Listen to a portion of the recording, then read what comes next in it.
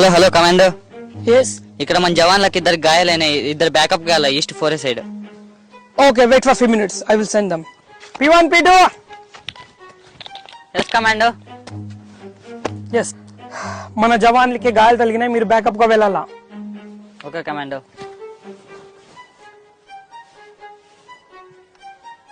Take this.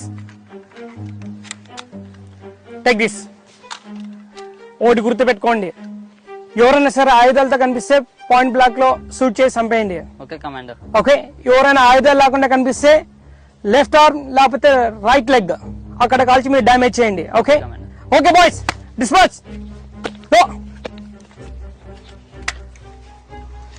Backup రెడీగా ఉంది guys, backup రెడీగా ఉంది.